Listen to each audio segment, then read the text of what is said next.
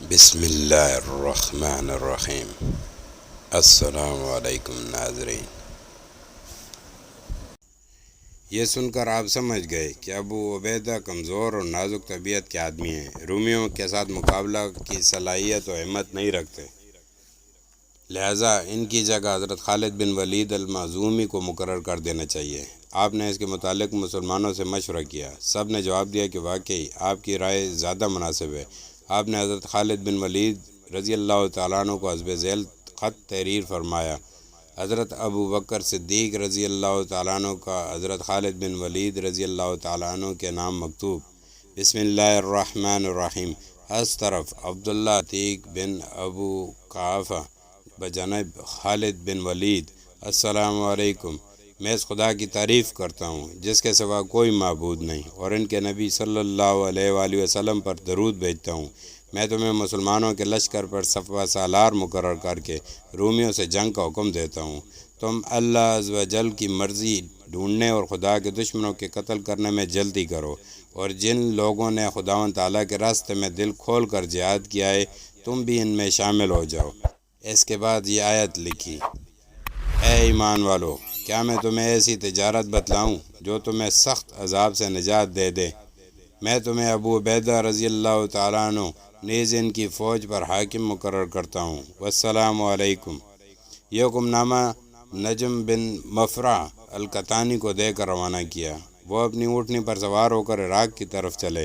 قریب ہی تھا کہ حضرت خالد قادسیہ کو فتح کر لیں۔ جب انہیں یہ حکم نامہ ملا، آپ نے پڑھ کر کہا، اطاعت و فرما برداری اللہ عز و جل اور خلیفہ رسول اللہ صلی اللہ علیہ وسلم ہی کی ضروری ہے۔ آپ نے قادسیہ سے رات ہی کو عین التمر کے راستے سے کوچ کر دیا۔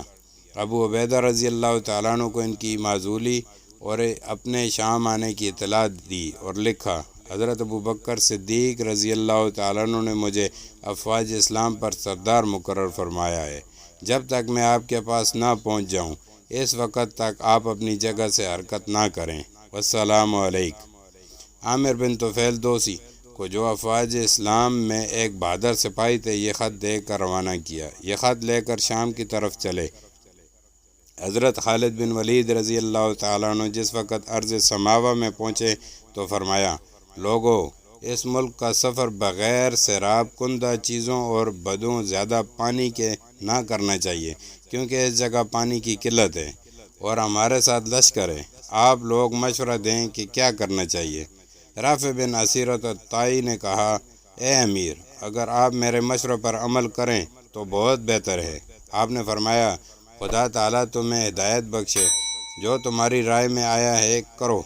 انہوں نے 30 اونٹوں کو 7 روز پیاسا رکھ کر پانی پلایا، ان کے منہ باندھ دیے، اونٹوں پر سوار ہوئے، گھوڑوں کو خالی ساتھ لیا اور چل دیے۔ جس جگہ پڑاؤ کرتے تھے ان میں سے 10 اونٹ ذبح کر لیتے تھے۔ ان کا پیٹ چاک کر کے جو پانی نکلتا مشکیزے میں بھر لیتے تھے۔ جس وقت ٹھنڈا ہو جاتا گھوڑوں کو پلا دیتے اور خود گوشت کھا لیتے تھے۔ ہر ایک پڑاؤ میں اسی طرح کیا، آخر اونٹ ختم ہو گئے اور 2 منزلیں بغیر پانی کے قطع کیں۔ حضرت خالد اور ان کا لشکر پانی نہ ملنے کی وجہ سے سخت بے تاب ہوا، قریب تھا کہ ہلاکت تک نوبت پہنچ جائے۔ حضرت خالد رضی اللہ تعالیٰ عنہ نے رافع بن اسیرہ سے فرمایا، رافع، تمام لشکر جہاں بلب ہے، کیا تمہیں کوئی ایسی جگہ جہاں پانی دستیاب ہو سکے معلوم ہے؟ رافع آشوب چشم آنکھ دکھنے میں مبتلا تھے۔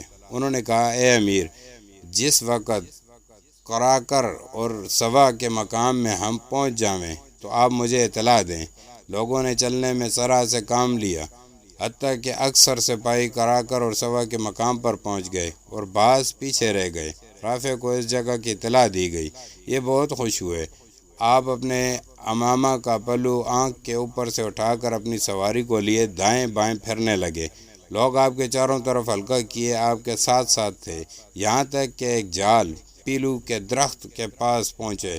آپ نے زور سے تکبیر کہی۔ آپ کے ساتھ مسلمانوں نے بھی اللہ اکبر کا نعرہ لگایا۔ پھر آپ نے کہا، یہ جگہ کھودو۔ اہل عرب نے کھودنا شروع کیا۔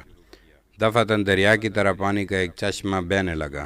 لشکر نے ایسی جگہ پڑاؤ کر دیا اور خداوند تعالیٰ کا شکر ادا کیا۔ حضرت رافع رضی اللہ تعالیٰ عنہ کے ممنون ہوئے، پانی خود بھی پیا اونٹوں کو بھی پلایا۔ مشکیزوں میں پانی بھر کر جو لشکری پیچھے رہ گئے تھے ان کے لیے بھی اونٹوں پر لاد کر لے چلے۔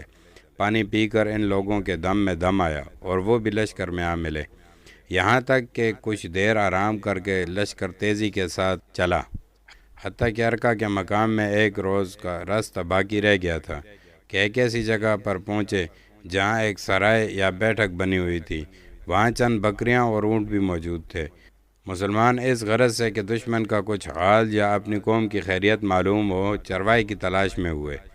دیکھا تو وہ شراب پی رہا ہے اور ایک طرف ایک عربی شخص ہتھکڑیاں پہنے ہوئے بیٹھا ہے۔ غور سے دیکھنے پر معلوم ہوا کہ حضرت عامر بن طفیل ہیں۔ حضرت خالد رضی اللہ تعالیٰ عنہ کے اس واقعے کی جلدی سے خبر دی گئی۔ آپ فوراً گھوڑا لے کر پویا کر کے پہنچے۔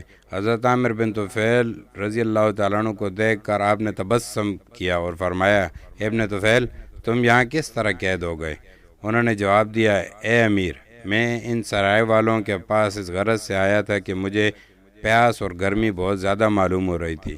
میں نے چاہا تھا کہ اس شخص سے کچھ دودھ لے کر پیوں گا، مگر میں نے اسے شراب پیتے دیکھا تو میں نے اس سے کہا کہ خدا کے دشمن، حالانکہ شراب حرام ہے مگر تو اس کو پی رہا ہے۔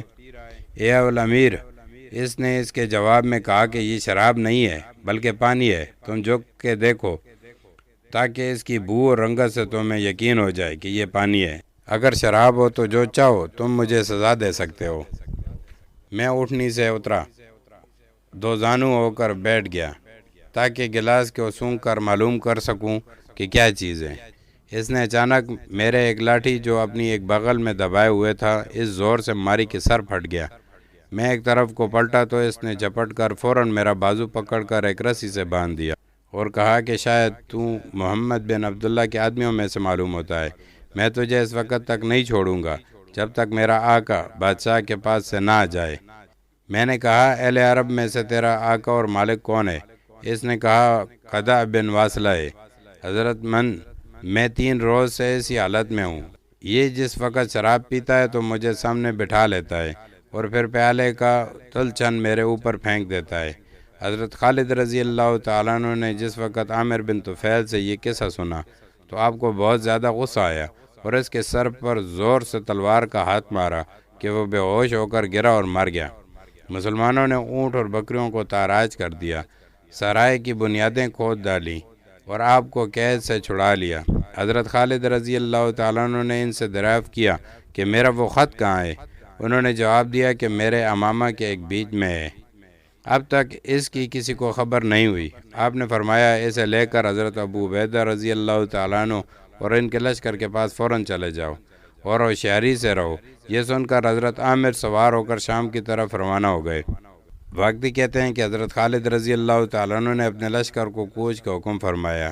ارکا ایسا مقام تھا کہ جو عراق کے آنے والے مسافروں کے واسطے خطرناک جگہ تھی۔ مملکت روم قاتلوں سے ٹیکس وصول کرتی تھی۔ بادشاہ کی طرف سے یہاں ایک حاکم رہتا تھا۔ جس وقت حضرت خالد رضی اللہ تعالیٰ عنہ کی فوج یہاں آئی تو آپ نے لوٹ مار کا حکم دیا اور اطراف و مضافات میں جو ملا لوٹ لیا گیا۔ باشندگان ارکا قلعہ میں بند ہو گئے۔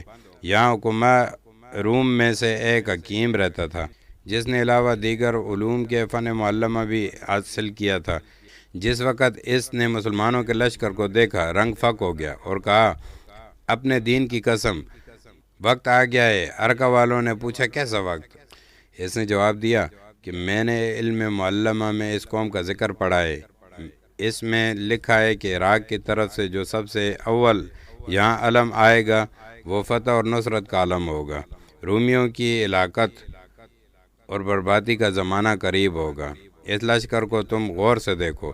علم سیاہ، سپہ سالار چوڑا چکلا، دراز قد لہیم شہیم اور شان کشادہ، قوی ہیکل، چہرے پر کسی قدر چچک کے داغ اور گندم گوں ہو تو شام کی جنگ کے لیے ان کا وہی سردار ہے اور اسی کے ہاتھ سے شام فتح ہوگا۔ انہوں نے مسلمانوں کی فوج کی طرف دیکھا جیسا کہ حکیم شمان نے ان سے بیان کیا تھا۔ حضرت خالد رضی اللہ تعالیٰ عنہ کے ہاتھ میں وہی نشان تھا۔